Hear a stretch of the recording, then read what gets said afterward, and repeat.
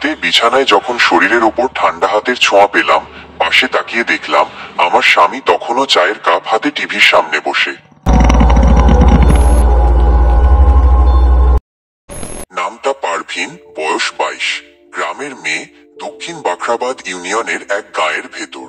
শরীর গঠনে গাঁয়ের পুরুষদের মুখে লালসা আর মেয়েদের মুখে ঈর্ষা, কিন্তু চোখে এক ধরনের কৌতূহলী বিষণ্ণতা।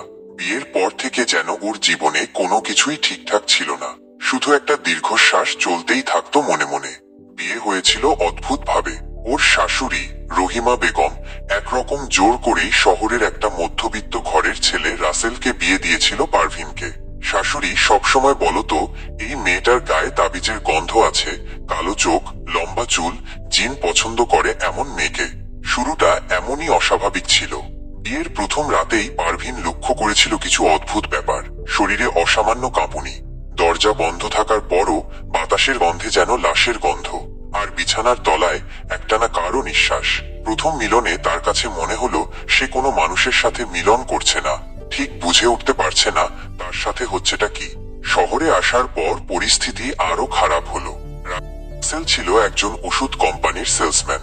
দিনের বেশিরভাগ সময় সে বাইরে থাকতো, কিন্তু ওর ছোট বোন নিশি, এক অদ্ভুত মেয়ে, চোখে স্মার্টনেস আর ঠোঁটে রুক্ষতা, পারভিনকে একটুও সহ্য করত না। একদিন দুপুরবেলা পারভিন কিচেনে ভাত দিচ্ছিল, হঠাৎ নিশি পেছন থেকে এসে বলল, এই শোনো, আমার আম্মুকে নিয়ে যত ঘাটাঘাটি করো না কেন, উনি অনেক কিছু জানেন যা তুমি কখনো বুঝবে না। তুমি কার ঘরে এসেছো জানো তো? পারভিনের হাত থেমে গেল। নিশির ঠোঁটের কোণে একটুকরো বিদ্রুপ। ওই মুহূর্তে পারভিনের মনে হলো এই বাড়ির কেউ মানুষ না। চোখে চোখ রাখতেই শরীর ঠান্ডা হয়ে গেল। সেদিন রাতে রাসেল ওর সঙ্গে গভীরভাবে মিলিত হলো, কিন্তু মিলনের সময় কিছু একটা বদলে যাচ্ছিল, সেটা পারভিন ভালোই টের পাচ্ছে। রাসেলের আচরণ একদম অন্যরকম, চোখ লাল, নিঃশ্বাস ভারী, আর সে এমন কিছু এক্সপেরিমেন্ট শুরু করলো যা সাধারণ কেউ করে না। ডার্ক সেক্স এক্সপেরিমেন্ট, খুব ভয়ঙ্কর জিনিস। হঠাৎ রুমের মধ্যে একটা শীতল বাতাস এসে মিলিয়ে গেল। তখন রাসেল বলে উঠল, তোমার ঘাড়ের নিচে একটু তেল লাগাবো, এটা পুরনো তিব্বতী রিচুয়াল, আর আমাদের দাম্পত্য জীবন ভালো থাকবে। রাসেল ফিসফিস করে বলল, তবে কণ্ঠটা ঠিক রাসেলের মতো না। পারভিন কিছু না বুঝেই সম্মতি জানাল, কিন্তু এরপর যেটা ঘটলো সেটা যেন শরীর নয়, আত্মাকে ধর্ষণ করছিল। তার মনে হচ্ছে সে রাসেলের সাথে মিলন করছে না, কারণ রাসেলের যৌন কলাকৌশল তার ভালো করে জানা ছিল। এমন কষ্টদায়ক মিলন সে আগে কখনো করে নাই। সে রাতেই ওর শরীরে এক ভয়ঙ্কর কালো দাগ দেখা দিল, যেটা পরদিন সকালে হালকা ধোঁয়ার মতো ভেসে উঠল আয়নায়। সেই দিন দুপুরে বাড়ির পুরনো আলমারি ঘাঁটতে গিয়ে পারভিন পেয়ে গেল একটা পাণ্ডুলিপি। বহু পুরনো সাদা পাতায় লাল কালিতে লেখা, কামরূপ কামাখ্যা যৌন বলিদান পদ্ধতি। সাথে ছিল এক কাঁটা পেন্ডেন্ট, যার গায়ে পুঁথির মতো খোদাই, ভোগী মুক্তি। তার মনে প্রশ্ন জাগলো, এই পাণ্ডুলিপি এখানে কি করে এলো? ওই মুহূর্ত থেকেই শুরু হলো ভয়ানক কিছু ঘটনা। রাতে বিছানার নিচ থেকে পারভিনের কণ্ঠে একটা চাপা কান্নার আওয়াজ পেল রাসেল, অথচ পারভিন তখন কিচেনে। উঁকি দিয়ে দেখে বিছানার নিচে ওর মতো দেখতে আরেকটা মেয়ে, গায়ে সাদা শাড়ি, ঠোঁট রক্তে ভেজা, আর গলা ঘুরে আছে 180 ডিগ্রি। মেয়েটা ছেলে কণ্ঠে বলে উঠল, রাসেল, আমি গর্ভবতী, কিন্তু আমরা তো মাসখানেক সেক্সই করিনি। রাসেল হাসে কিন্তু কাউকে কিছু বলে নাই। রাতের খাবার শেষে ঘুমিয়ে পড়ে তারা। পারভিন ঘুম থেকে উঠল এক অদ্ভুত ক্লান্তি নিয়ে, শরীর যেন ঘুমের ভেতরেও জেগেছিল সারা রাত। রাসেল তখনও বিছানায় ঘুমে ক্লান্ত। ঘরের বাতাসে ভাসছে অদ্ভুত এক ঘন গন্ধ, ধূপ আর পচা গোলাপের সংমিশ্রণ। আয়নায় তাকিয়ে সে চমকে উঠল, ঘাড় থেকে নিচে কালো রঙের ছোপ ছোপ দাগ, যেন কেউ আঁচড়ে দিয়েছে।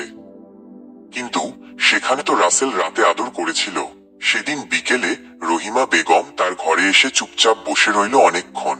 তারপর বলল, পারভিন, তুমি শুধু রাসেলের বউ না, এই ঘরের ইতিহাস, এই পরিবারের অঙ্গ তুমি। কিছু কিছু সম্পর্ক মানুষের সাথে হয় না, হয় অন্য কিছুর সাথে।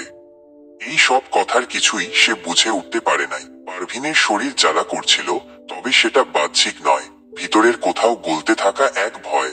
সারাদিনের কাজ শেষে রাতে রাসেল ফিরে এলো অস্বাভাবিক রকমের নরম ব্যবহার নিয়ে। সবাই মিলে রাতে খাবার খাচ্ছে, কিন্তু মনে হচ্ছে না কোনো মানুষের সাথে বসে পারভিন খাবার খাচ্ছে। খাওয়া দাওয়া শেষে সবাই শুয়ে পড়ল। পারভিন ওয়াশরুম থেকে ফিরে এসে দেখে রাসেলের হাতে মোমবাতি, তেল আর কিছু অজানা ধাতব জিনিস নিয়ে। আজ একটু ভিন্নভাবে করব বলে পারভিনকে চোখ বেঁধে ফেলল রাসেল। একটু পর রুমের পরিবেশ অন্যরকম হয়ে গেল। এরপর শুরু হলো এক ভয়ঙ্কর মিলন। রাসেলের স্পর্শে একসময় সে বুঝে ফেলল এই শরীরের ওপর রাজত্ব করছে এমন কেউ, যে রাসেল না। তার শরীরে লাগানো তেলের গন্ধ ভেসে এলো সেই পুরনো পাণ্ডুলিপির পাতার গন্ধে মিশে থাকা কামরূপী জাদুর মতো। রাসেল ফিসফিসিয়ে বলল, ভোগী মুক্তি, মনে রেখো। মিলনের পর পারভিন দেখল বিছানার চারপাশে সাদা ধবধবে মেঘ ঘুরছে, আর একটি শিশু কণ্ঠে কাঁদছে কেউ। পরদিন দুপুরে পারভিন সেই পাণ্ডুলিপিটা নিয়ে যাচ্ছিল বাইরে ফেলে দিতে। হঠাৎ নিশি সামনে এসে দাঁড়ালো। তুমি ওটাকে ছুঁয়েছ? নিশির চোখ যেন পাথরের মতো শক্ত।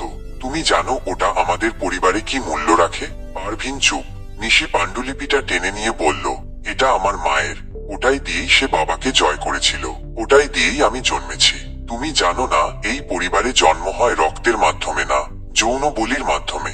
পারভিনের মুখ শুকিয়ে গেল। নিশির চোখে এবার জল, কিন্তু সে হেসে ফেলল। তুমি এখন মা হতে চলেছ পারভিন, কিন্তু জানো তো, তোমার গর্ভে যে আছে সে মানুষ না। পারভিন ভয়ে আঁতকে উঠে নিশির কথা শুনে। রাতে বিছানায় শুয়ে পারভিন রাসেলকে জিজ্ঞেস করল, তুমি কি কিছু লুকাও? রাসেল চুপ। তারপর হঠাৎ বলে উঠল, তোমার সাথে যেদিন প্রথম মিলিত হয়েছিলাম সেদিন তুমি একা ছিলে না।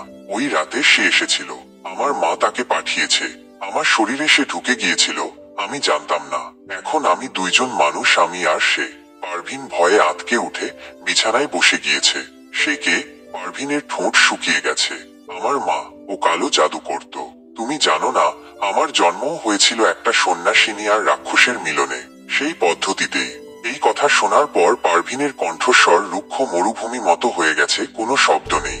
বিছানায় শুয়ে আছে মৃত্যু লাশের মতো।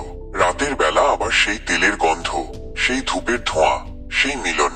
রাসেলের জায়গায় কেউ আরেকজন। চোখ নেই, মুখ নেই, কেবল কণ্ঠস্বর। ভোগী মুক্তি, তোমার আত্মা চাই আমাদের। সেদিন সকালে রহিমা বেগম বলল, পারভিন, তুমি আর তুমি নেই। তুমি এখন বাহক, ভোগের বাহক, কামরূপের রক্ষিতা। তোমার গর্ভে যা বেড়ে উঠছে সেটা রক্তের নয়, আত্মার সন্তান, আমার বংশধর। পারভিন চিৎকার করে বলে উঠল, কেন আমার সাথে এমন করলেন? কি ক্ষতি করেছি আমি? কিন্তু চারদিক নীরব। নিশি দাঁড়িয়ে বলল, স্বাগত ভাবি, এখন তুমি আমাদের দলের অংশ। রাত তখন 3টা পেরিয়েছে। পারভিনের চোখে ঘুম নেই, ঘুম আসেও না। অনেক দিন হলো। রাসেলের পাশে শুয়ে আছে সে, কিন্তু মনে হয় তার পাশে একটা মানুষ না, একটা ছায়া শুয়ে আছে। নিঃশ্বাস নিচ্ছে ভারী ভারী করে, আর মাঝে মাঝে ফিসফিস করে বলে উঠছে, শীঘ্রই জন্ম নেবে সে। তোমার ভেতরে আমি যাকে রেখেছি। সেই দিন থেকেই পারভিনের শরীরে পরিবর্তন আসতে শুরু করে। গর্ভবতী না হয়েও সে টের পেতে থাকে ভেতরে কিছু একটা নড়ছে। আল্ট্রাসোনোগ্রাফি করানো হয়েছিল। ডাক্তার বলেছিল গর্ভাশয়ে কিছু নেই, অথচ রাতে সে নিজের পেটের ভেতরে শুনতে পায় হার্টবিট। এ বাড়ির বাতাস এখন ঘন, ভারী আর অদ্ভুত গন্ধময়। রান্নাঘরে গেলে আগুন নিজে থেকে জ্বলে ওঠে। আয়নায় মুখ দেখলে পেছনে দাঁড়িয়ে থাকে অন্য একটা মুখ, চোখে আগুন, ঠোঁটে রক্ত। রাসেল এখন আর আগের মতো নেই। ওর চুল লম্বা হয়ে গেছে, মাঝে মাঝে মাথা ঘোরায় অদ্ভুত ছন্দে, ফিসফিস করে তিব্বতী ভাষায় কিছু বলে। ওই দেহ আমার, ওই গর্ভ আমার, জন্ম হবে কামরূপের সন্তান, যার এক চোখ আগুন আর অন্য চোখ অন্ধকার। পারভিন কিছুই বুঝতে পারে না রাসেল মাঝে মাঝে এমন অদ্ভুত আচরণ কেন করে। নিশি রাতে খাবার টেবিলে চুপি চুপি এসে বলল, তুমি এখনো বুঝতে পারোনি, আমার ভাই আসলে অনেক আগেই মরে গেছে। যাকে তুমি বিছানায় শোয়াও সে জিন। আমার আম্মু ডেকে এনেছে তাকে, সে আমার আম্মুর সাথেও থাকে। তোমার গায়ে সেই তাবিজের গন্ধ, সেই জন্যই তো এই বাড়ির দরজা খুলেছে। পারভিনের শরীরের প্রতিটা অংশ যেন এখন কারো দখলে। প্রতিদিন রাতে তার সাথে এক অশরীরী মিলন করে। ছায়ার মতো সে আসে, শীতল, শক্ত, আর এক অদ্ভুত যৌন ক্ষুধা নিয়ে। সে কামনা করে পারভিনের আত্মা। মিলনের শেষে দরজায় ছায়া আঁকা থাকে, আর বিছানার চাদর ভেজা রক্তে, অথচ শরীরে কোনো ক্ষত নেই। একদিন পারভিন তার নিজের শরীরে আঁচড়ের দাগ খুঁজে পায়, আর বুকের নিচে অদ্ভুত কালো আঁকিবুঁকি, যেন কোনো মন্ত্র লেখা। ওই দিনই তার শরীরের রক্তচাপ কমে যায়, সে পড়ে যায় অজ্ঞান হয়ে। জ্ঞান ফিরলে দেখে ঘরের মাঝখানে দাঁড়িয়ে আছে রহিমা বেগম, হাতের মাঝে রক্তমাখা পুতুল আর কাঁটা পেন্ডেন্ট, মুখে হাসি, চোখে উন্মাদনা। তুই ভাবিস আমি তোকে এমনি এমনি এনেছি? তোর শরীরেই আছে কামরূপের পথ। তোর গর্ভে জন্ম নেবে পুরনো আত্মা, অন্তঃ সজার ছায়া। পারভিন তখন ছটফট করে পালানোর চেষ্টা করে, কিন্তু পা চলে না। ছায়া ঘর ঘিরে ফেলে। নিশির চিৎকার ভেসে আসে ঘরের বাইরে থেকে, তুই আর মানুষ না পারভিন, তুই এখন কামরূপের বউ। বাড়ির পেছনের পুরনো কুয়ার ভেতর থেকে উঠে আসে অসংখ্য কণ্ঠ, পুরুষ আর নারী। আমাকেও জন্ম দাও, আমিও আসব। সেই দিন রাতে পারভিন অন্ধকারে একা একা কবরস্থানের দিকে হাঁটতে থাকে। তার পেট ফুলে আছে, গর্ভে অদৃশ্য সন্তান। চারপাশে কুকুর ঘেউ ঘেউ করছে, বাতাস ভারী হয়ে আছে গন্ধে আর কান্নায়। হঠাৎ পেছন থেকে এক ছায়া বলে, সময় হয়েছে, জন্ম দাও, নয়তো তোর মা, তোর বোন, তোর জীবন সব আমি নিয়ে নেব। পারভিন পেছনে ঘুরে দেখে, ছায়ার মুখে অর্ধেকটা রাসেল আর অর্ধেকটা অজানা পুরুষের, তবে মনে হচ্ছে না সে কোনো মানুষ। চোখ দুটি পুড়ে যাচ্ছে আগুনে। সে তখন চিৎকার করে বলে, তুই কে? সে বলে, আমি সেই যার সাথে তুই শুয়ে আসছিস এতদিন রাসেল ভেবে। পারভিন অজ্ঞানে হয়, পড়ে যায়। পরে তাকে রহিমা বেগম বাড়িতে নিয়ে আসলে পারভিন প্রচন্ড যন্ত্রণায় ছটফট করছে। ডাক্তার নয়, নিশি আর রহিমা বেগম তান্ত্রিক এক মহিলাকে ডেকে এনেছে। নাম তার গুন্নি হাড়ি বুড়ি। বুড়ির কণ্ঠে কোড়ো কোড়ো আওয়াজ, হাতে ছিন্ন পশুর হাড়। সে বলে, এই বাচ্চা জন্ম নিলে এই বাড়ি আর মানুষ থাকবে না, ভোগী মুক্তি। হা হা হা। রক্তে ভেসে যায় ঘর। শিশুর কান্না নয়, গর্জন শোনা যায়। সেই মুহূর্তে রহিমা বেগম হঠাৎ উঠে দাঁড়ান, হাতে নেয় আগুনে পোড়া রক্ত ভেজা লাঠি। না, এটা আমার ছেলের নয়, এটা রক্ত পিশাচের সন্তান। আমি এ জন্ম হতে দেব না। বুড়ি হাড়ি হেসে উঠে বলে, তুমি কিছু করতে পারবে না, কারণ এটা তোরই সাপে ডাকা আত্মা। ঘরটা এক ঝটকায় অন্ধকার হয়ে যায়। চিৎকার, রক্ত, ছেঁড়া কাপড়, কাঁদতে থাকা পারভিন, সবকিছুর মধ্যে দেখা যায় একটি সাদা শিশুর আবছা ছায়া। তার পেছনে বিশাল কালো ছায়া, মুখহীন। কেবল পেট থেকে বের হওয়া নাভি দিয়ে লটকে আছে পচা নকুলদানা আর রক্তের ডোরা। হঠাৎ একদম নিস্তব্ধতা। আলো ফিরে এলে দেখা যায় পারভিন নিথর, তার পেট কাটা, শিশুটি গায়েব। রহিমা বেগম অজ্ঞান। নিশির মুখে হাসি, যেন সে কিছু জানতই আগে থেকে। রাসেল দূরে দাঁড়িয়ে, চোখের পাতা না নাড়ানো, সেই লালচে দৃষ্টিতে তাকিয়ে আছে দরজার বাইরে। সেখানে কেবল একটা রক্তাক্ত পুতুল পড়ে আছে। মুখে হেসে বলছে, মা, আমায় চিনতে পারছো না, আমি তোমার গর্ভের বাচ্চা। পারভিনের চিৎকারে পুরো পাড়া গম গম করে ওঠে। বিছানার চাদরে তাজা রক্তের ছোপ, দরজার ফাঁক দিয়ে কালো ধোঁয়ার মতো কিছু একটা বেরিয়ে গেল। ঘরে রাসেল নেই, নিশি নেই, এমনকি রহিমা বেগমের ঘরটাও তালাবদ্ধ। ঘটনার আগের রাত, রাত 3:30। পারভিন হঠাৎ অনুভব করল তার পেটের ভেতর কিছু একটা নড়ছে, যেন কেবল গর্ভস্থ সন্তান না, বরং একটা জীবন্ত, অশুভ সত্তা। টয়লেটে গিয়ে আয়নায় মুখ দেখে তার বুক কেঁপে উঠল। নিজের প্রতিচ্ছবিতে সে দেখতে পেল তার চোখ দুটি সম্পূর্ণ কালো হয়ে গেছে, ঠোঁটের কোণে হালকা রক্ত, আর পেটের চামড়ার নিচে যেন কারো হাত ছটফট করছে। সে ছুটে যায় আলমারির কাছে, পাণ্ডুলিপিটা আবার পড়ে। এবার সে খেয়াল করে শেষ পাতায় লেখা আছে, যে গর্ভে কামরূপ সন্তানের জন্ম, সে রমণী আর মানবী থাকে না, তার আত্মা চুক্তিবদ্ধ হয় অন্তর্গত প্রেতের সঙ্গে। নিচে এক হাতের ছাপ, রক্তে লেখা।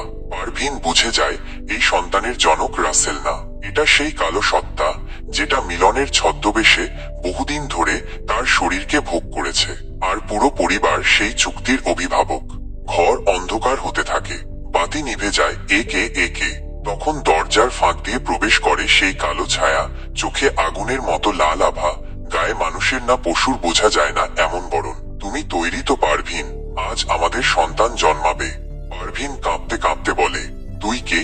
ছায়া বলল, আমি সেই যার সঙ্গে তোমার আত্মা বাঁধা, অন্তঃসজ্জার চুক্তির অধিপতি, কামভোগী আত্মা নিরানন্দ।